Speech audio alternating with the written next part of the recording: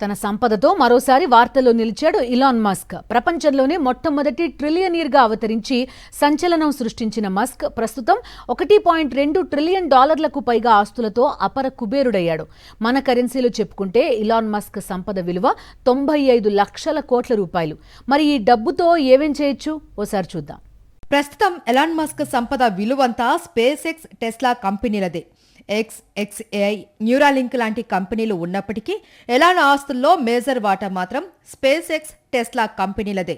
2002లో తొలిసారి $100 మిలియన్ ఆస్తిపరుడుగా అవతరించాడు మస్క్. అప్పట్నుంచి ఏటా అతడి సంపాదన పెరుగుతూనే ఉంది. 2011లో బిలియనియర్గా అవతరించాడు. ఇక 2012లో తొలిసారి ఫోర్బ్స్ బిలియనీర్ల జాబితాలోకి చేరాడు. 2020లో మస్క్ సంపద అమాంతం పెరిగింది. దీనికి కారణం టెస్లా కంపెనీ. 2020 ప్రారంభంలో $30 బిలియన్ల ఉన్న టెస్లా ఆస్తుల విలువ ఆ ఏడాది చివరి నాటికి ఏకంగా $100 బిలియన్ మార్క్ అందుకుంది. దీంతో మస్క్ సంపాదన అమాంతం పెరిగింది. ఫలితంగా ఆ మరుసటి ఏడాది అంటే 2021లో తొలిసారి ప్రపంచ కుబేరుడిగా అవతరించాడు మస్క్. ఈ ఏడాది ఫిబ్రవరిలో ఆయన ఆస్తుల విలువ $839 బిలియన్ కాగా జూన్ 12 నాటికి $1.2 ట్రిలియన్ ఆస్తులతో ప్రపంచంలోనే తొలి ట్రిలియనియర్గా అవతరించాడు. స్పేస్ ఎక్స్ కంపెనీ స్టాక్ మార్కెట్లోకి లిస్టింగ్ అవడంతో మస్క్ ఈ ఘనత అందుకున్నాడు. మస్క్ తర్వాత Larry Page, Sergei Brin, Jeff Bezos, mark Zuckerberg ప్రపంచ కుబేరులుగా నిలిచారు. అయితే వీళ్ల ఆస్తులన్నీ కలిపినా కూడా మస్క్ కంటే తక్కువే. అలా ఎవ్వరికీ అందనంత ఎత్తులో తన వ్యాపార సామ్రాజ్యాన్ని నిలిపాడు మస్క్.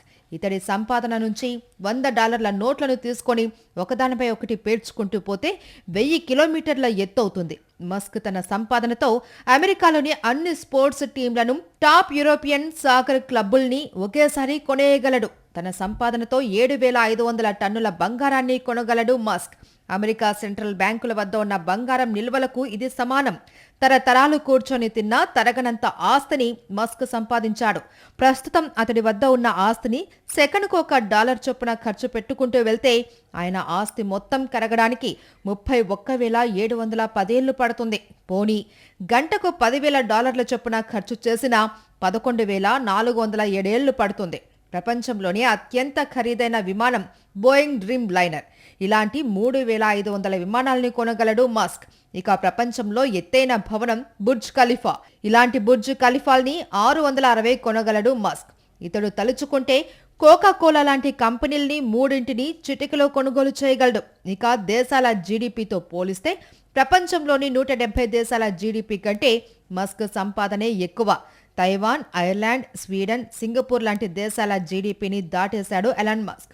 ఆస్తి పరంగా 10 మంది ముఖేష్ అంబానీలతో ఇతడు సమానం. ఆ మాటకొస్తే భారత్లో బిలియనర్ల ఆస్తి మొత్తం కలిపినా మస్క్ సంపాదన కంటే తక్కువే. ఇండియాలోని రిలయన్స్ లాంటి దిగ్గజ కంపెనీలన్నింటినీ కలిపినా మస్క్ ఆస్తి కంటే తక్కువే. ఇంత డబ్బు సంపాదించిన మస్క్ ఒక దశలో అదే స్థాయిలో డబ్బు పోగొట్టుకున్నాడు కూడా. ఒక దశలో టెస్లా షేర్లు అమాంతం పడిపోయాయి.